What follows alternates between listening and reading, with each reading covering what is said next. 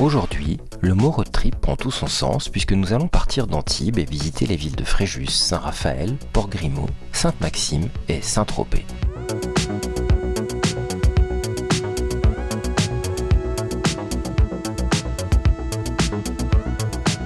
Il est 9h54. Nous arrivons à l'ancien aqueduc de Fréjus. Il prenait son départ au pied des falaises calcaires à 515 mètres d'altitude et suivait un parcours de 42 km jusqu'à Fréjus. Les Romains étaient passés maîtres dans l'art de l'acheminement de l'eau et cet aqueduc alimentait la ville depuis Mons et Montauroux.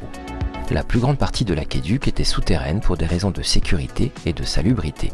Depuis 1886, il est classé monument historique.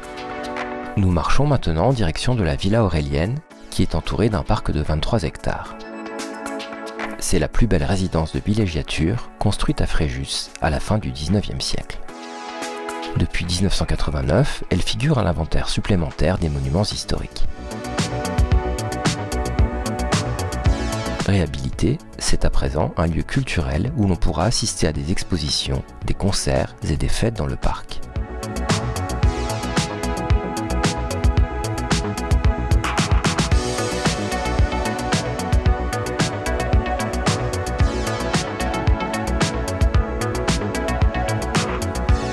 Direction le théâtre romain et l'amphithéâtre. Il n'en reste plus grand-chose, mais les lieux sont toujours utilisés et de nouvelles structures ont été aménagées afin de profiter des lieux tout en conservant les ruines. Il faut savoir que Fréjus est une ville chargée d'histoire. Elle existait au moins 43 avant Jésus-Christ. Les Romains l'appelaient Forum Julii, sous le règne d'Auguste, il y a environ 2000 ans. Très populaire sous le règne de l'empereur, le forum a longtemps été l'une des principales colonies de la région. Les Romains y ont notamment apporté les vignes et les fameux oliviers qui font la fierté de toute la Provence. Nous nous dirigeons maintenant vers le centre-ville et allons visiter la cathédrale catholique romaine Saint-Léonce et son cloître.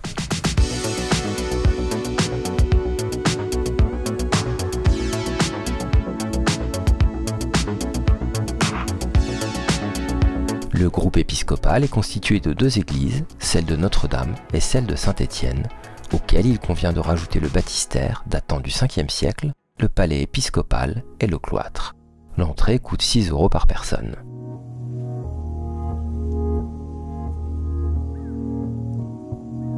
Il fait partie d'un ensemble élevé entre le 5e et le 14e siècle à l'emplacement de l'antique cité fondée par Jules César en 49 avant Jésus-Christ.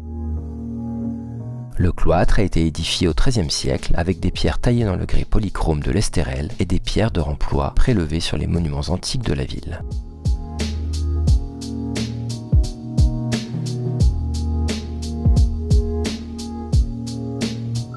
Les colonnettes géminées sont taillées dans du marbre blanc de Carrare.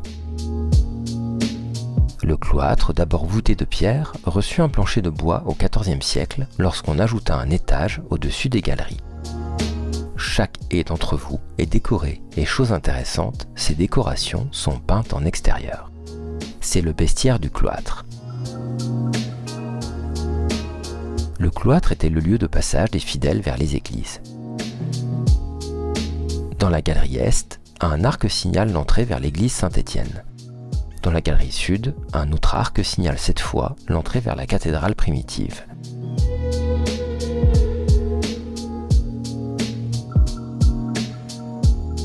Nous sortons du cloître afin de nous rendre à l'église, dont la visite est quant à elle gratuite. L'édifice actuel montre deux vaisseaux parallèles et communicants, la grande nef dédiée à Notre-Dame où se trouve le grand orgue, et la petite nef au nord dédiée à Saint-Étienne. Quant au mobilier présent dans l'enceinte de la cathédrale, on retrouve de belles stalles et statues du XVIIe siècle. La cathédrale, longue de 37 mètres et large de 13 mètres, était à l'époque médiévale constituée de deux églises contiguës.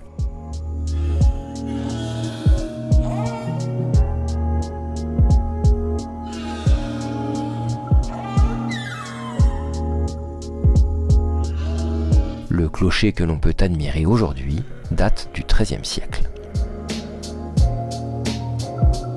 Nous prenons maintenant la direction du port de Fréjus en marchant dans la ville.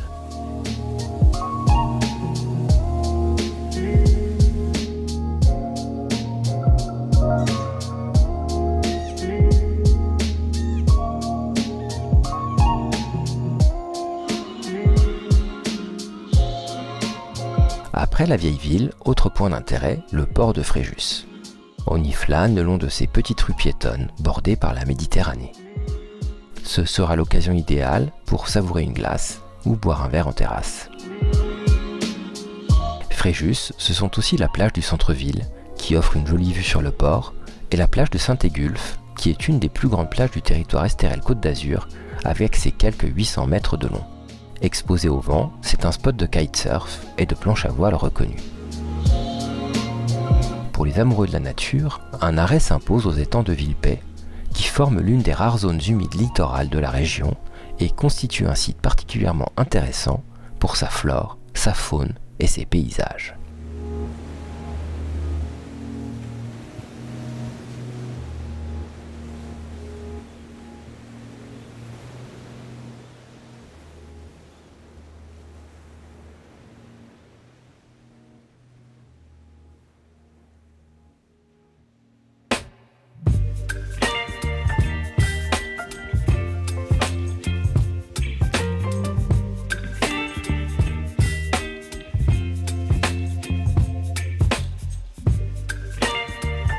Il est 12h53 et nous avons un petit creux.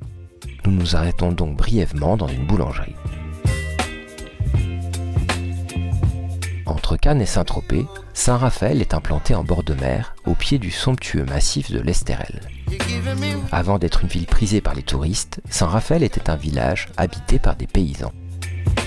De l'ancien quartier du village, où vivaient les paysans raphaélois, subsistent aujourd'hui les ruelles étroites et ombragées qui constituent la vieille ville. On trouve une église romane, classée monument historique, bâtie au XIIe siècle, agrandie au XIIIe, et son presbytère qui accueille aujourd'hui le musée archéologique de Saint-Raphaël.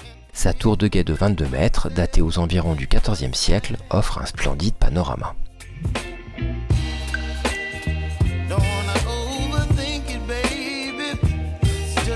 La basilique Notre-Dame de la Victoire de l'Épentelle est une basilique catholique de type néo-byzantin dédiée à la Vierge Marie et située dans le quartier du Vieux-Port. L'église fut édifiée à la fin du XIXe siècle quand le maire Félix Martin entreprit de transformer Saint-Raphaël, non sans succès. La croissance de la ville fut telle que la vieille église sans rafeu ne pouvait guère plus accueillir les nouveaux citoyens. L'abbé Bernard, curé de 1882 à 1890, confia alors la construction d'un nouveau lieu de culte à l'architecte Pierre Aublé, camarade de promotion de Félix Martin. D'origine lyonnaise et grand amateur de style byzantin mauresque, Pierre Aublé imagina la basilique de Saint-Raphaël selon cette inspiration. On retrouve d'ailleurs un dôme très caractéristique de ce type d'édifice, largement inspiré de celui de Sainte-Sophie à Istanbul. Construite en majeure partie avec du grès rose de l'Estérel, elle occupe une surface totale de 850 m² pour une hauteur de 35 mètres. La construction de cette basilique s'est étalée de 1883 à 1887. On découvre également en façade une représentation de l'archange Raphaël, symbole de la commune.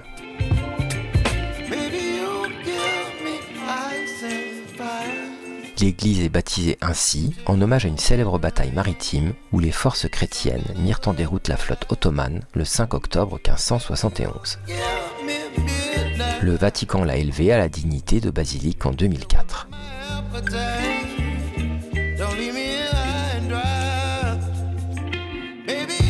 La promenade des Bains fut réalisée entre 1880 et 1882. On peut considérer qu'elle marque le début de l'ère touristique à Saint-Raphaël. Un projet de réaménagement à caractère écologique est d'ailleurs en cours et s'étendra sur 4 km jusque Fréjus. La plage du Veillat est la plus grande plage de sable de Saint-Raphaël. Idéalement située, on accède aux principaux points d'intérêt de la ville à pied depuis la plage.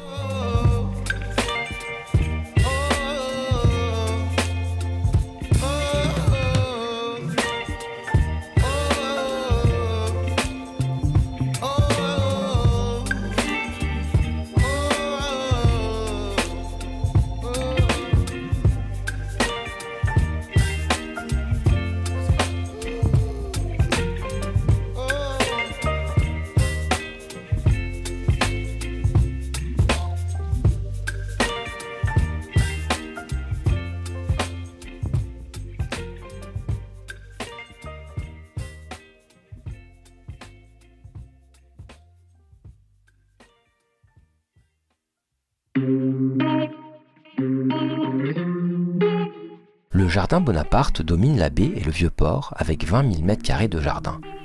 Sa partie centrale est aménagée comme square public avec des aires de jeu pour les enfants. On y trouve une statue de l'archange Raphaël et de Tobie. L'archange Saint Raphaël est un personnage clé du livre de Tobie.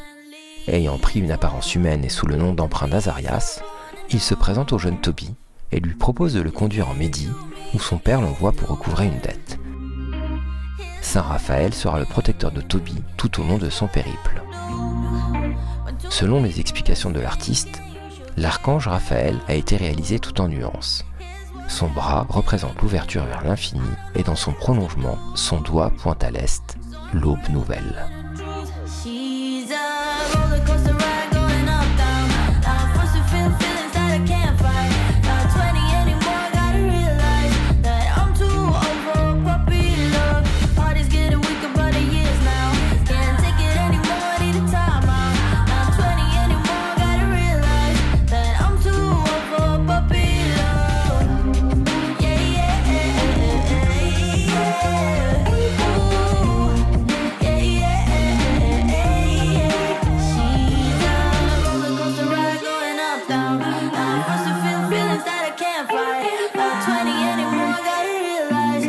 I'm too over puppy love. Heart is getting weaker by the years now.